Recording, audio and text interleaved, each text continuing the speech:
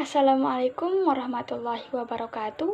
Perkenalkan, nama saya Siska Yuni Lestari. Saya dari kelas 3D. Di sini saya akan membahas materi kelompok 1 sampai dengan kelompok 6. Materi yang pertama adalah terminologi, akhlak, moral, etika, serta karakter. Yang pertama adalah akhlak. Akhlak adalah bentuk jamak dari kata khuluq yang bermakna adat kebiasaan, perangai, tabiat, watak, adab atau sopan santun. Menurut Imam Al-Ghazali, akhlak ialah sesuatu sifat yang tertanam dalam jiwa seseorang, yang dari sifat tersebut akan timbul suatu perbuatan yang mudah atau gampang dilakukan tanpa perlu adanya pemikiran atau pertimbangan lagi. Nah, di sini ada dua golongan akhlak. Yang pertama, akhlak terpuji atau akhlakul karimah. Contoh akhlak terpuji ini misalnya kesopanan, jujur, dermawan, rendah hati, tutur katanya lembut, santun, rela berkorban, adil, bijaksana, sabar, dan lain-lain. Yang kedua, akhlak tercela atau akhlakul mazmumah. Contoh akhlak tercela adalah sombong, iri, dengki, dusta, fitnah, tamak. Yang paling sering terjadi adalah ghibah. Keutamaan akhlak yang pertama, timbangannya di akhirat. Disebutkan dalam sebuah hadis bahwa orang yang mempunyai akhlak tersebut akan menyimpan timbangan yang berat di akhirat kelak, di mana semua amal manusia dihisab. Yang kedua, dicintai Rasulullah. Rasulullah SAW diutus ke dunia tidak lain adalah untuk menyempurnakan akhlak manusia. Maka dari itu Rasulullah akan mencintai manusia yang berakhlak baik. Yang ketiga, mempunyai kedudukan yang tinggi. Seseorang yang mempunyai akhlak terpuji, budi pekerti yang baik, akan mempunyai kedudukan yang tinggi di akhirat kelak, sehingga sebagaimana disebutkan dalam hadis riwayat Ibnu Majah dan At-Tabrani. Keempat, dijamin masuk surga. Keutamaan seseorang mempunyai akhlak yang mulia, sangat besar baginya kesempatan untuk dijamin masuk surga. Tujuan akhlak. Akhlak mempunyai dua tujuan, yaitu yang pertama menyempurnakan perilaku manusia, yang kedua mencapai tujuan hidup ideal. Menyempurnakan perilaku manusia memberi pemahaman bagi manusia dalam bertingkah laku agar tidak salah mengambil langkah. Yang kedua, mencapai tujuan hidup yang ideal. Jika sudah memahami mengenai konsep baik dan buruk, tentunya secara naluriah kita akan berusaha meninggalkan keburukan yang selalu berusaha menuju kebaikan. Dua faktor yang mempengaruhi akhlak seseorang, yaitu faktor keturunan dan faktor lingkungan. Jika seseorang dilahirkan dari orang yang mempunyai akhlak yang buruk, maka nantinya anak tersebut akan dididik dengan cara-cara dari orang tuanya yang berakhlak buruk dan akan berdampak kepada akhlak anak. Sedangkan dari faktor lingkungan, jika bergaul dengan seseorang yang memiliki akhlak yang kurang, maka bukan tidak mungkin orang tersebut akan terpengaruh, tetapi sebaliknya itu tergantung dari orang tersebut apakah ia akan terpengaruh atau tidak. Yang kedua adalah karakter. Karakter merupakan istilah kata yang berasal dari bahasa Latin, yaitu karasen, yang berarti ia memiliki pengertian yaitu tajam. Menurut KBBI, karakter ialah tabiat, watak, sifat, kejiwaan. Faktor pembentukan karakter. Yang pertama, faktor biologis. Faktor biologis merupakan faktor yang berasal dari dalam diri sendiri dan juga berasal dari faktor keturunan atau bawaan sejak lahir. Yang kedua, faktor lingkungan. Faktor lingkungan mempengaruhi karakter seperti lingkungan hidup, pendidikan, dan kondisi masyarakat, dan juga semua faktor eksternal. Contoh karakter: mudah bergaul, sombong, labil, optimis, suka mencari perhatian, pendiam, dan lain-lain. Yang ketiga adalah etika. Etika adalah suatu norma atau aturan yang dipandang sebagai pedoman dan dalam berperilaku di masyarakat bagi seseorang yang terkait dengan sifat baik dan buruk. Jenis etika ada dua, yaitu etika filosofis dan etika teologis. Etika filosofis adalah suatu etika yang bersumber dari aktivitas berpikir yang dilakukan manusia. Sedangkan etika teologis adalah bagian dari etika secara umum karena mengandung berbagai unsur etika umum dan dapat mempengaruhi jika memahami etika secara umum. Yang keempat adalah moral. Moral berasal dari bahasa Latin yaitu mores, kata jamak dari mos yang berarti adat atau kebiasaan. Moral juga melibatkan jalinan emosi, kognisi, dan tindakan yang tidak dapat dipisahkan. Moral juga dijadikan sebagai pedoman dalam berinteraksi dengan orang lain. Baik buruk seseorang itu dapat diukur dari nilai moralnya. Baik dan buruk akhlak dalam pandangan aliran filsafat.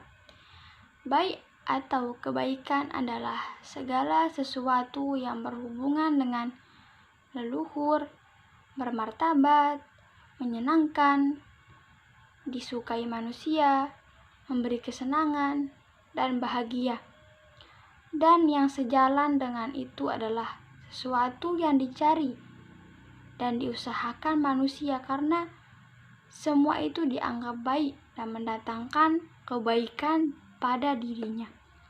Dalam baik dan buruk, filsafat dapat mempengaruhinya. Filsafat itu antara lain adat istiadat, hedonis, utilitarianisme, dan evolusi. Baik dan buruk menurut adat istiadat atau sosialisme. Menurut aliran ini, baik dan buruk ditentukan oleh adat istiadat yang berlaku dan dipegang teguh oleh masyarakat. Nah, baik dan buruk menurut pandangan hedonisme, menurut pandangan ini adalah baik adalah perbuatan yang baik yang memberikan kepuasan nafsu biologis. Menurut teologi Islam, Sesuatu yang baik atau kebaikan adalah sesuatu yang mendatangkan kebahagiaan. Yang dimaksud dengan pembuat adalah syariat. Dengan demikian, kebaikan atau yang sebaiknya atau yang sebaliknya baik. Dengan demikian, persoalan etika dalam teologi Islam tidak saja membahas tentang baik buruknya perbuatan, tetapi juga membahas tentang nilai kebaikan dan nilai keburukan. Pandangan Islam mengenai baik dan buruk. Perilaku, tindakan, atau perbuatan manusia dalam berbagai situasi dan pilihan dapat bernilai baik ataupun buruk.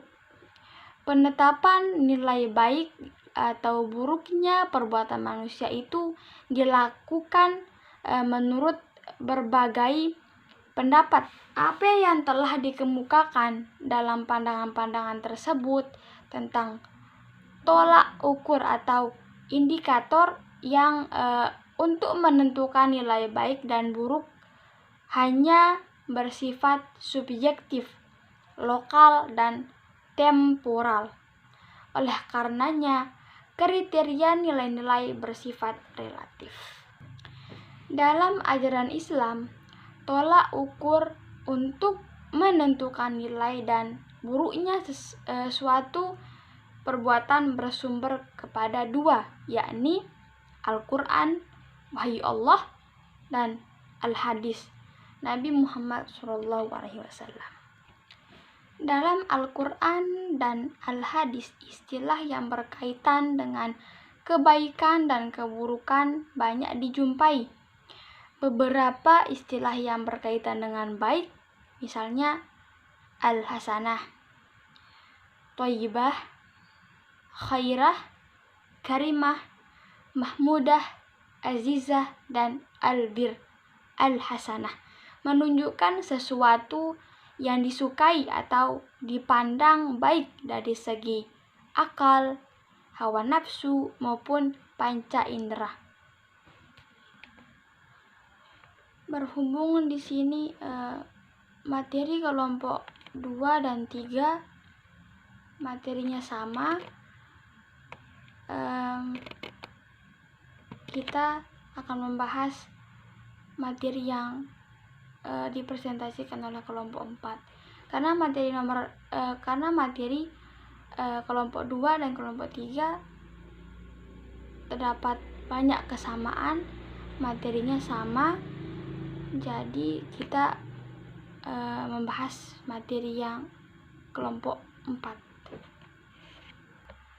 Baik, kita lanjut ke pembahasan materi kelompok 4, yaitu tentang sejarah singkat penyelidikan akhlak dan perkembangan pemikiran akhlak. Sejarah singkat penyelidikan akhlak.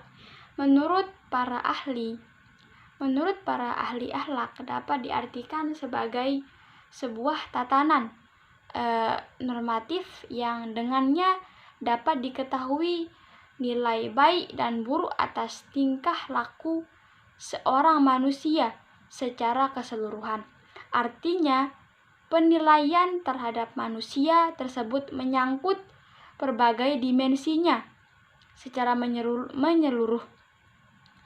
Penilaian itu dapat kepada diri manusia secara individu maupun sebagai makhluk sosial, baik tingkah laku itu berhubungan dengan Tuhannya maupun tingkah laku itu berhubungan dengan manusia lain atau sesamanya. Bahkan tingkah laku yang berhubungan dengan makhluk lain atau alam secara keseluruhan sekalipun. Apabila pendapat tersebut diterima, berarti bahwa akhlak sudah ada dan muncul sejak manusia pertama kali, yaitu masa Nabi Adam. Dengan kata lain, akhlak telah menjadi tatanan normatif yang mengatur kehidupan manusia pertama tersebut dalam berinteraksi dengan Tuhan serta lingkungannya. Lebih jauh dimaknai bahwa akhlak muncul bersamaan dengan munculnya manusia pertama kali, walaupun akhlak belum terdefinisikan secara ilmiah saat itu. Perkembangan pemikiran akhlak. Yang pertama adalah akhlak pada periode Yunani. Tanpa memungkiri adanya perilaku yang berpijak pada ajaran dan arahan akhlak sejak lama, bahwa akhlak pertama kali dikaji secara ilmiah pada masa Yunani. Sebagaimana penulis paparkan sebelumnya tentang penyelidikan akhlak, bahwa akhlak pada masa periode Yunani merupakan akhlak pada masa awal pertumbuhan sebagai objek kajian. Hal ini disebabkan para filosofis berkebangsaan Yunani lah yang pertama kali melakukan penyelidikan dengan sungguh-sungguh terhadap akhlak atau hubungan sesama manusia. Dalam penyelidikan ilmu akhlak itu kemudian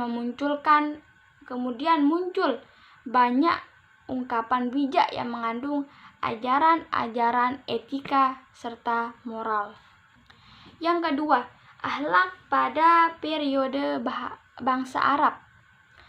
Nilai etik dan moral bangsa Arab terekam dari ungkapan dan ajaran-ajaran mereka kepada anak dan generasi berikutnya dalam bentuk syair yang oleh banyak peneliti sebagian disebut sebagai syair sastra jahili.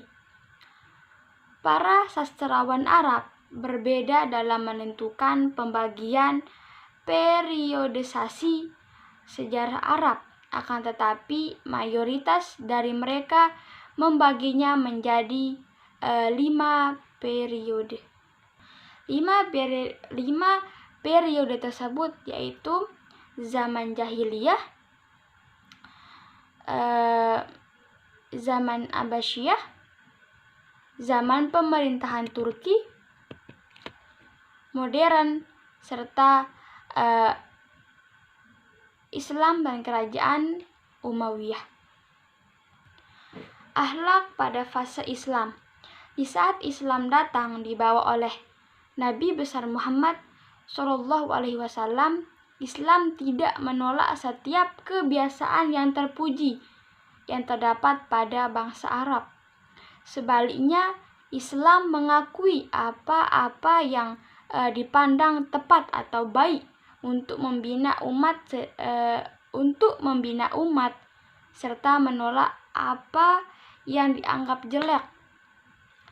Dalam perkembangannya, kemudian ajaran akhlak menemukan bentuknya yang sempurna pada agama Islam dengan titik pangkalnya pada Tuhan dan akal manusia. Agama Islam mengajak manusia agar percaya Tuhan dan mengakui bahwa Dialah Maha Pencipta, Maha Pelindung, Pengasih, Penyayang terhadap makhluknya. Selain itu, Islam juga mengandung jalan hidup manusia yang paling sempurna dan memuat ajaran yang menuntun manusia kepada kebahagiaan dan kesejahteraan. Ajaran tasawuf masa awal hingga perkembangannya. Pada abad pertama, ciri tasawuf pada fase abad pertama adalah bercorak praktis atau amaliyah. Tasawuf pada fase ini lebih bersifat amaliyah daripada bersifat pemikiran. Bentuk amaliyah itu seperti memperbanyak ibadah, menyedikitkan makan minum, menyedikitkan tidur, dan lain sebagainya. Yang kedua, bercorak kezuhudan. Tasawuf pada fase pertama dan kedua Hijriyah lebih tepat disebut sebagai kezuhudan, kesederhanaan kehidupan Nabi, diklaim sebagai panutan jalan para zahid. Banyak ucapan dan tindakan Nabi Muhammad SAW yang mencerminkan kehidupan zuhud dan kesederhanaannya, baik dari segi pakaian maupun makanan. Meskipun makanan yang enak dan pakaian yang bagus dapat dipenuhi. Yang ketiga, kezuhudan didorong rasa khauf. Khauf sebagai rasa takut akan siksaan Allah Subhanahu wa taala sangat menguasai sahabat Nabi Muhammad SAW dan orang-orang solih pada abad pertama dan kedua Hijriyah. Informasi Al-Quran dan Nabi tentang keadaan kehidupan akhirat benar-benar diyakini dan mempengaruhi perasaan dan pikiran mereka. Rasa khauf menjadi semakin intensif, terutama pada pemerintahannya Umayyah pasca zaman kekhalifahan yang 4. Pada masa pemerintahan Umayyah, khauf tidak hanya sebatas sebagai rasa takut terhadap kedahsyatan dan kengerian tentang kehidupan di akhirat, akan tetapi khauf juga berarti kekhawatiran yang mendalam apakah pengabdian kepada Allah bakal diterima atau tidak. Yang kedua, fase sebelum terbunuhnya Khalifah Utsman. Kehidupan spiritual Islam sebelum terbunuhnya Utsman terhitung sejak masa Rasulullah SAW dan masa dua khalifah sesudahnya, yaitu Khalifah Abu Bakar dan Umar. Kehidupan spiritual pada masa ini termasuk Islam yang murni. Ciri utamanya adalah amal yang merealisasikan dua kehidupan dunia dan akhirat. Sebagian besar sahabat Rasulullah SAW mengalahkan akhirat untuk dunia dan sebaliknya. Pada masa ini terdapat fenomena kehidupan spiritual yang cukup menonjol yang dilakukan oleh sekelompok sahabat Rasulullah SAW yang disebut dengan Al-Suffah. Mereka tinggal di emperan Masjid Nabawi di Madinah. Nabi sendiri sangat menyayangi mereka dan bergaul bersama mereka. Pekerjaan mereka hanya jihad dan tekun beribadah di masjid, seperti belajar, memahami dan membaca Al-Quran, berzikir, berdoa, dan sebagainya. Ketiga, pada fase pasca terbunuhnya Khalifah Utsman. Pasca terbunuhnya Khalifah Utsman, kehidupan spiritual mengalami perubahan dibandingkan dengan masa sebelumnya. Peristiwa terbunuhnya Khalifah Utsman merupakan pukulan tersendiri terhadap perasaan kaum muslim. Betapa tidak, Utsman adalah termasuk kelompok pertama orang-orang yang memeluk agama Islam. Salah seorang dijanjikan masuk surga dan orang yang mengawini dua putri Nabi Muhammad SAW.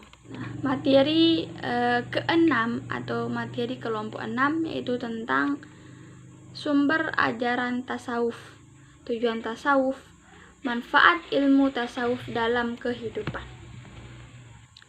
Sumber ajaran tasawuf. Sumber ajaran tasawuf ada 4. Yang pertama, syarat atau ilmu fiqih. Seseorang yang mendalami tasawuf hendaknya mengkaji atau mempelajari ilmu fiqih dari berbagai mazhab untuk mendalami sufisme. Yang kedua, tarekat atau jalan, biasa juga diartikan guru rohani. Dijelaskan di sini bahwa untuk mendalami tasawuf hendaknya belajar melalui seorang syekh yang memiliki ilmu fikih dan tarekat yang tinggi, pemikiran dan tutur kata sekaligus perilaku yang menyiratkan akhlak yang suci. Yang ketiga adalah ma'rifat atau ilmu. Ilmu yang dimaksud bukan sembarang pengetahuan, tetapi ilmu tentang alam ghaib. Seorang sufi hendaknya memiliki pengetahuan yang luas tentang alam selain alam manusia. Yang keempat adalah hakikat atau esensi. Sumber dari segala alam, baik maujud atau fisik atau gaib, dari mempelajari hakikat dari segala hal. Sufisme dapat diraih. Yang keempat adalah hakikat atau esensi, sumber dari segala alam, baik maupun fisik atau gaib. Dari mempelajari hakikat dari segala hal, sufisme dapat diraih. Pada dasarnya hakikat tasawuf adalah mendekatkan diri kepada Allah Subhanahu wa Ta'ala melalui penyucian diri dan perbuatan-perbuatan Islam. Oleh karena itu beberapa tujuan tasawuf adalah ma'rifatullah, mengenal Allah secara mutlak dan lebih jelas. Inti sari ajaran tasawuf bertujuan memperoleh hubungan langsung dengan Allah Subhanahu wa Ta'ala hingga seseorang akan merasa berada di hadiratnya.